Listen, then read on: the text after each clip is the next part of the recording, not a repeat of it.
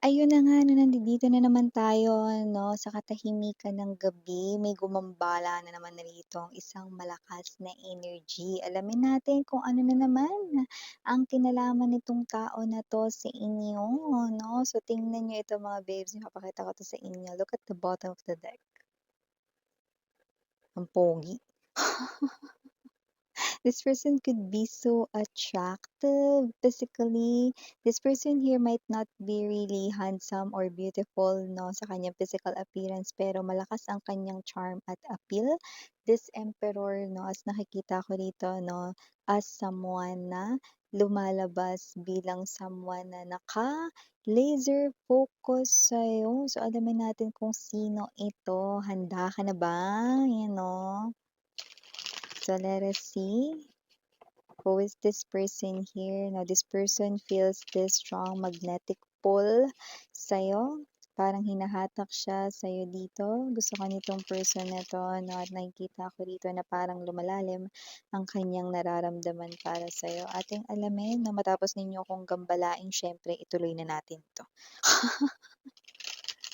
As if naman may choice ako. So, let us see. Maraming salamat Archangel Michael, Guardian Angels of Collective. Maraming salamat returning Istam buyers, Puyaters, new subscribers. Maraming salamat. My name is Yan. Tuloy po kayo. Okay, let's get it on. Yan, no? Wala tayong gender dito ba, lalaki, LGBT. Wala rin po tayo rito, no, na zodiac signs. Just take only what resonates. And of course, feel free to pick up the messages na nag-resonate for you. We have the moon. We have the Temperance. Oh, 3 major arcanas na agad kasi kanina Emperor tapos ngayon 2 major arcanas. Yung Emperor, major arcana din yon. So we have here 3 major arcanas, the Moon, the Temperance, no, plus the Emperor kanina. We have here the Ten of Swords right in here, Four of Cups now. We have here the Empress. Oh, the Empress and the Emperor. Look at that. No, ito yung guy kanina, right? 'Di ba? Yung pogi kanina. Or yung very attractive kanina. Wala tayong gender dito, okay? Kahit na guy pa yung nasa image, okay? Huwag niyo pansinin yan. Okay? Ibig sabihin, Empress and Emperor, perfect match kayong dalawa. We have here the Page of Swords. Oh, bottom of the deck, we have the Two of Swords now. We also have here this Knight of Pentacles energy. Okay? This person here sees you as someone very attractive also. This person here is someone na nakikita ko pwedeng owning a car, maaring motorcycle cycle, or vehicle. Okay? Pero for some reason, I'm also getting this, what's this, bike. Okay? Baka may bike siya. This person here could be doing cycling as part of his or her exercise. Just take only what resonates. Could be biker as well. Okay? Motorcycle, bike, or car, meron siya nun. Actually, baka dalawa pa nga. Like, let's say, this person here ay owning a car, pero he also has this bike. So, just take only what resonates. This person here, no, alam mo, nakikita ka rito, no, I'm hearing, no, sa aking mind, no, yung nagpe-play yung song, what's this?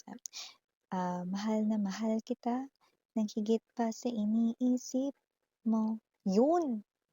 'Di ba?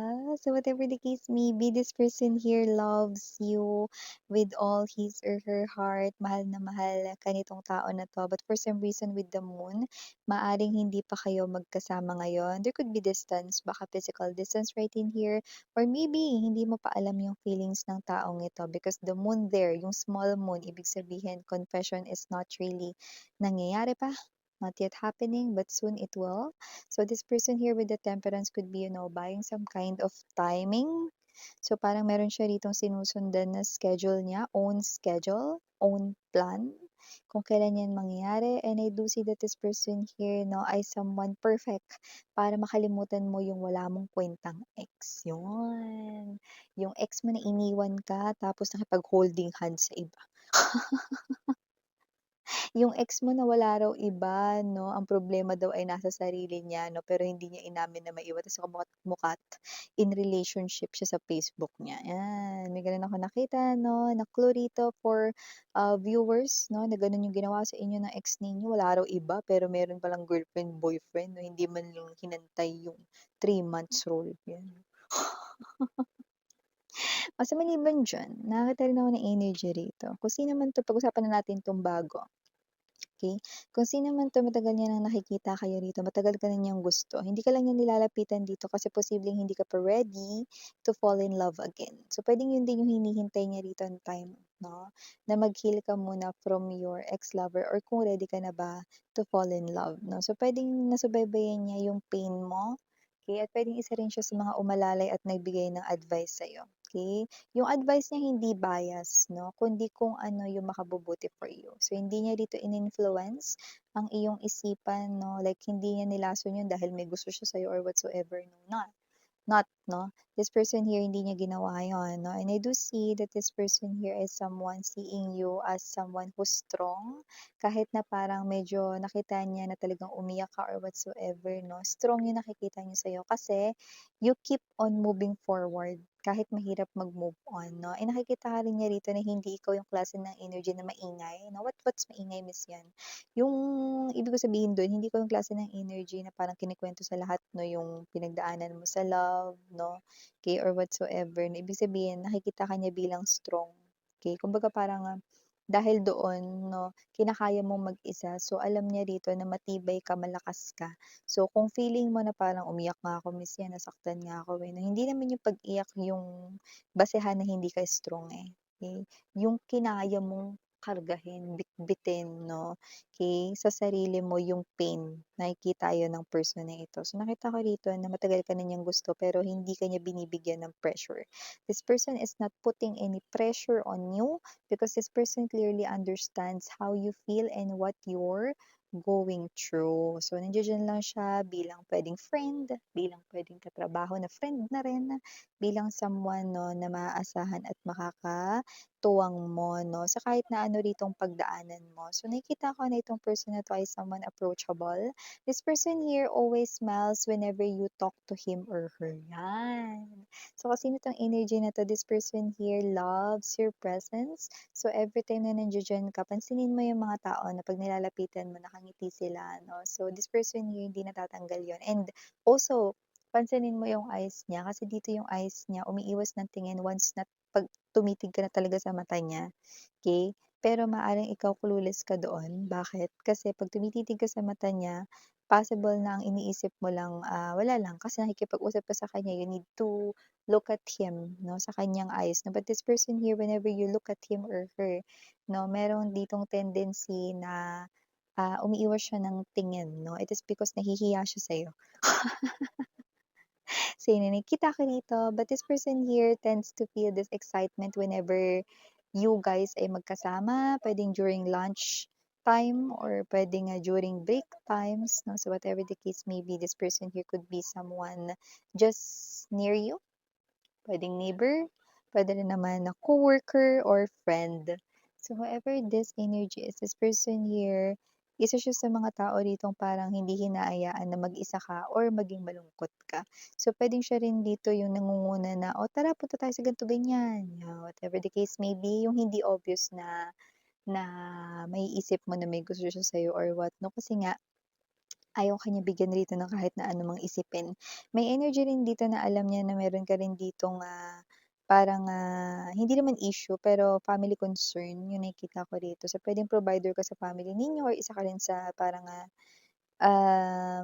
may responsibility sa inyong home. So, naiintindihan niya yun, ayaw niya sumabay, okey? Lalo na karamihan sa inyo hindi naging maganda ang, inyong past relationship sa recent or previous ninyong ex-lover. Alam niya yun kasi parang nakita kong nasubaybayan niya rito yung inyong history sa love 'no. So, whatever the case may be, huwag kayong mahiya sa kanya. Kasi hindi naman kailangang ikahiya ang inyo ritong history sa love, 'yan 'no, dahil naiintindihan niya 'yan. So whoever this energy is, this person here keeps on thinking at night time bago siya matulog dito 'no, kung ano yung puwedeng gawin para mas magpasaya ka pa rito. Hindi lang siya masyadong obvious sa pagpapakita rito na gusto ka niya, pero gustong-gusto ka niya, okey? Mahal ka niya higit pa sa iniisip mo. Ngayon kung nakikita mo siya bilang kaibigan ngayon kasi nga with this moon, baka hindi pa yan nagko-confess sa'yo 'no, okey? Pansinin mo yung pinakamabigat na mensaheng una nating nakuha, 'di ba? "Mahal na mahal kita." ng higit pa sa iniisip mo. So, kung iniisip mo friend ka lang niya, mali ka dun. Kung iniisip mo katrabaho ka lang niya, mali ka dun. Kung iniisip mo rito kapitbahay ka lang niya, lalong mali ka dun. Dahil ang taong ito ay malinaw na, uy, may gusto siya sa'yo. Yun ang nakikita ko dito 'no at mahal na mahal ka niya na yung energy, yung kaya niya dito na maghintay hanggang sa maging handa ka.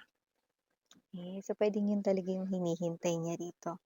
Okey, yung kaya ka niya ritong buuhin pero gusto niya rito 'no, dahil nakikita ka niya bilang matapang na kaya mong malampasan itong pagsubok na 'to, hanggang sa maging handa ka na. Parehas kayong matured na ngayon, eh, mag-isip, eh, kung sino man 'tong tao na 'to, eh, okey?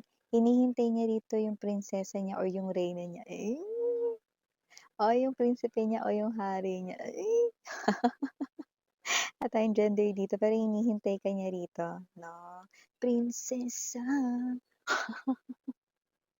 So yeah, kasi naman 'tong energy na 'to 'no, this person here hindi na siya makapaghintay dito hanggang sa magkaroon kayo rito ng time talaga na yung talagang gusto niyang maging connection ninyo 'no. Pero siyempre itong person na 'to 'no ay, alam niya rito kung anong ginagawa niya kaya hayaan natin siya 'no. Meron siyang sariling own way.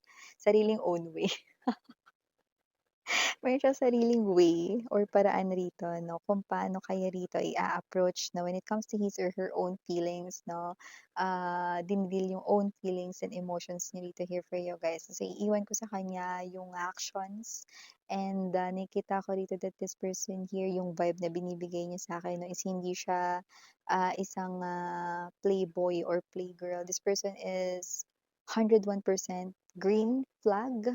Wow, okay. So ever this energy is this person here is really into you. This person here is not just here for casual playing. This person here wants to be here forever. This person's really in love with you because I do sense this vibe coming from him or her. This person here keeps on thinking kung paano kanya mapapasaya, keeps on thinking kung paano kanya tutulungan whenever you're feeling down or whenever you're undergoing circumstances, situations that is quite hard or difficult for you. This person here is very concerned with you, my love, no? So, however this energy is, this person here ay someone na nakikita ko dito na nababagay siya sa tabi mo. Okay? At hindi siya yung tipo na paglalaruan yung feelings mo. This person here ay someone na aalagaan ka, irerespeto ka, at higit sa lahat, mamahalin ka. Hmm. I don't know why I'm getting this vibe of this person here will love you for who you are. I don't know. Maybe, yung inyong mga previous na naging ex, okay, ay possible na merong mga bagay na puwedeng sinasabi kasi ganito ka, eh, ganito ka kasi, ganito yung ugali mo, blah, blah, blah, or whatsoever 'no. But for this person here, do not need any filter. This person here loves you for who you are. Okay, whether that's inside or out, this person here loves you for who you are. Period. Okay. So yung nakikita ko here coming from this person's energy. Wow. So initials, we have here capital letter M, capital letter E, capital letter P, capital letter K, capital letter B is in boy, capital letter D, and capital letter C. For small letters M, C, in E for E, maaring more than one pero maaring hindi lalampas sa dalawa, okay? So, we also have here for the small letters, we have G, T, N, A, Y, and last but not the least, we have Q.